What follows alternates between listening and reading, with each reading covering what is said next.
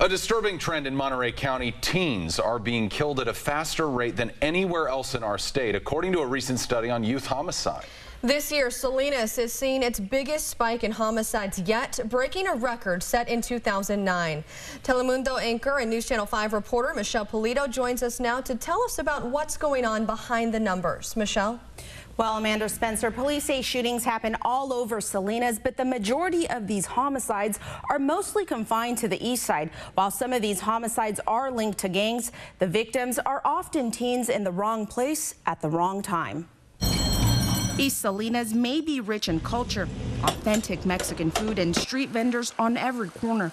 An area filled with workers who harvest so much of what we eat, but it's also known for this. Salinas police are investigating this year's 34th homicide. Tristemente, fue otro joven de 16 años quien murió en el este de la ciudad. There's a certain level of fear. Teacher and head coach of the Alisal High varsity soccer team, The way that you work, la manera en que trabajas. Mark Cisneros, says growing up on the east side is tough on his students and players. It's because can be such a violent place sometimes, you know, and they have to deal with that.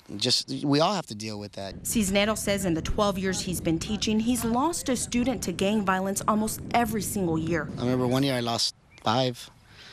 That was tough. In September, his former student, 17-year-old Brian Hernandez, was one of 3 victims shot and killed on Elkington Avenue. I think he's a good example of a kid that was trying to point himself in the right direction. He was trying to get that push. He wanted to do good things, and he just didn't have the support system at home, and that's where it fell apart. And just this week, another deadly shooting.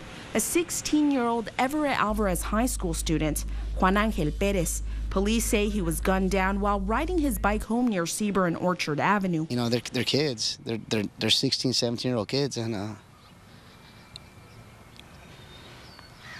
it shouldn't be happening. Not only is it happening, the Violence Policy Center found in its 2014 study that Monterey County had the highest rate of youth homicides in the state, and that in California, shootings are the second leading cause of death for Hispanics ages 10 to 24. 11 homicides this year in Salinas fall under that category and only seem to support that statistic. I've lost count. I stopped counting my first year. After 15 years at the Salinas Police Department, Detective Michael Rivera has seen it all. There have been years where we have low homicide rates, and then there's been years where we have exceptionally high homicide rates. And this year, the city hit a record. 34 homicides, most in East Salinas. That's with a department with only 133 officers, well below normal staffing levels. It has been difficult for us to investigate. Back in July, Chief Kelly McMillan restructured the department and pulled the plug on the gang task force and all special assignments to put officers back on street patrol. 22 of the homicides so far this year happened after that.